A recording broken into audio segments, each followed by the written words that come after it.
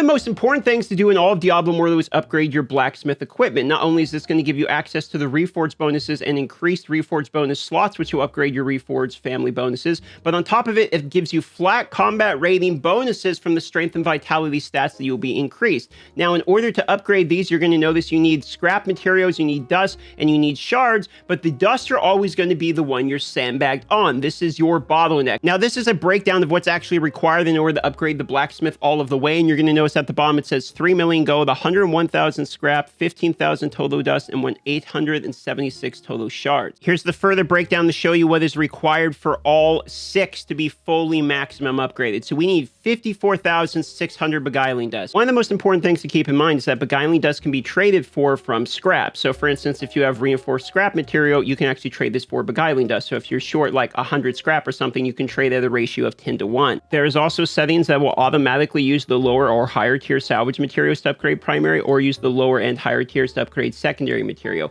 For this reason, if you want to be careful, you want to have these both off if you are transferring from, like, you have some of them using the lower dust, some of them using the higher dust, but once you've gone beyond the held difficulties and you're in the newer held difficulties and you're only requiring the beguiling dust, it doesn't matter. You're going to be phasing out of them. For instance, if you actually look at my materials, I have 0 of the other stuff, even though if you look at my blacksmith currently, I have to upgrade using the other stuff. It doesn't matter. I'll be end up using the higher materials. The higher materials drop at the same rate that the older ones did. This is just the new material. So for most case uses, you don't have to worry about this. Something to keep in mind, however, is auto pickup items. I normally only have magic and rare, as both of these are the ones that give dust, and I normally have more scrap than I need, and normal only gives scrap. But if you are willing to auto pick up all of your items and run back to the blacksmith more common, you can actually get objectively more dust by farming everything and then trading the scrap in for dust later when you need it. There's a couple caveats to this. One is which that if you don't have the inventory space, and you can get inventory a number of ways. You can have the Boon of Plenty. You can see here, once me buy the Boon of Plenty to expand by 36 tiles. So I have 6 additional lines here, and a lot of these items will take like 2 slots. So for instance, that would be like maybe 18 more spots. If you have the additional storage there, and then in your paragons as well, if you didn't know, there's additional storage you can take up here with deeper pockets in order to get more inventory rows. If you have all this extra storage, it's not as big of a deal to go ahead and have this setting checked, so that way you're picking up more loot. You just gotta go back to town more often. Trying to farm items in order to get the salvage is pretty much always done. The overworld, Plains of Torment, for instance, Force of Misery, really any of the spots you like farming. Maybe you really like, I don't know, Biofin, kind of the pirates, or maybe what you like is you like somewhere in the frozen tundra, like the Plains of Blood, or maybe like the Ancient Graveyard. Like, people have different places they farm. You farm there, you go, you salvage, you turn it in. But there's other ways we can get dust as well. If you're doing your daily rarities and antiquities, this is going to give you more than likely, hey, look at that, I actually just got a new item. I didn't have that one yet. We're going to have to try that out. Strafe now fires piercing shots to nearby enemy. Interesting. But this is actually another good method. Hey, look at that. I got another one while we're here. But this is a good method to get dust as well. Obviously, other than just the legendaries I'm getting, you can see I got some items to crunch as well, and so that's some additional dust daily. If you need the gold for it, the Raid the Vault is going to be your best method to get gold. You basically can get about 100,000 gold every 10 minutes once the vault's open. You don't even have to beat them on the 4th floor. Just do the 3 floors, go to the 4th floor, get wiped out. You're still going to get about 100k gold every 10 minutes.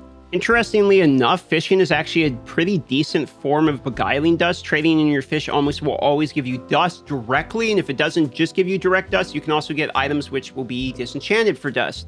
There's a couple really great screenshots that are examples of this, people fishing and then turning it in. So this will be your more AFK farming for dust, not exactly AFK, but this is your most casual version of farming dust. Now you can get some dust daily if you're absolutely desperate for dust. You can buy them with hilts. I highly don't recommend doing this. These aren't worth it. There are better things to buy. Hilts are fairly bottlenecked unless you're grinding like an absolute ton. If your class changes, sometimes the mystery legendary item is nice, but more than anything, you're going to want to buy the legendary crest. You're probably going to want to buy the pearls. Even the reforged stones or the charms are good, so there's better things to buy. If you're looking for something less casual, however, that's not exactly fishing, Battlegrounds 3 times per day will give you rewards as well, which either can be scrapped for the dust or directly used. PvP is important too, because you get reforged stones if you decide to be legend, or if you grind to legend every single cycle here. And those reforged stones are literally what's going to reforge what we're using the dust for, which is the family bonuses. So it does kind of work in tandem. Can also use the bounty board, try to find a party, accept all of the ones that you actually want to do, and disenchant or salvage those materials as well as the bounty quartermaster turn-in will give you some bonuses too. If you're a shadow, there's also the contracts, and there is also the Path of Blood, which will give you resources that can be salvaged for dust as well. Now, in Westmarch here on the left-hand side, if you talk to this lady, she will give you side quests or elite quests. The elite quests are one time. However, if you look at the side quests, you can get these daily, which will give you leads. You can do 16 blue quests a day. You just have to find them on the overworld, and these leads will essentially send you to where the blue quests are at. Once you've arrived, it will auto-navigate you to the quest. Blue quests themselves should be completed because at the end of each blue quest, you're going to be receiving a chest, which itself will give you beguiling dust. There's the chest. It will drop 3 beguiling dust per chest. If you get a cursed chest and you do it in time, however, you can acquire 6. When you complete the 3 blue side quests, it will give you a double chest, allowing you to get bonus 3. The absolute fastest method is basically going to be putting all of these methods together. What you're going to be doing is you take the bounties for the bounty board, you'll get in a party for the bounties. You're going to do your blue side missions at the same time. Anytime you see a blue mission while you're doing that, you're going to do that. You're going to take any of the monster essence you got from the bounties and from your side missions, and you're going to turn them into the bestiary, and then you're going to salvage everything. You're going to take any of the gold that you got from doing those bounties, etc. You're going to take it to the rarities, antiquities, and then you're going to gamble for even more materials. Now, the treasure hunter tree is going to help us while we're doing all of these because of this right here, increased equipment drop rate from elite monsters. So while we're killing elites during these bounties and these side missions, we get a 50% increase in equipment, which is basically a 50% increase in salvage materials. It also gives us extra gold from monsters, 50%, and this is going to, again, help us with just basically more materials from the rarities and antiquities gambler. And then, of course, greed is going to increase these bonuses. Now, Magic Find on Gem will actually help us with this because it increases the chances for items dropped by monsters to be magic, rare, or legendary, aka less normals and more of these, which these turn into dust, these turn into scrap. So blue and yellow is what you want, therefore Magic Find will help us with this, aka you can either pay the win to get gems, which will help you slowly over time, or you can even just use the 1-star gems. For instance, there's a handful of 1-star gems that I use myself that have Magic Find on them, like Blessed Pebble, Trick Shot Gem, etc.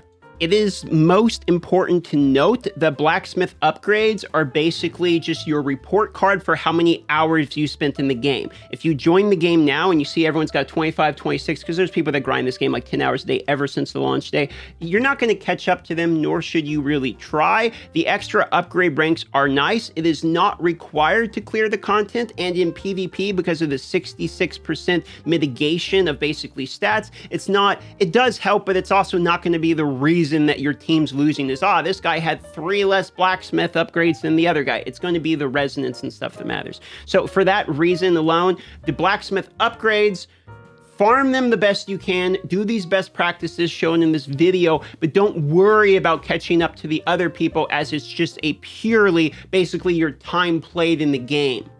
And don't forget that when you upgrade your attribute reforges here, if you put them all on the same one, you're going to increase that actual attribute as well. So if you're stacking things, for instance, like I've seen a lot of people that just stack all vengeance in order to get this double damage proc, that would also help.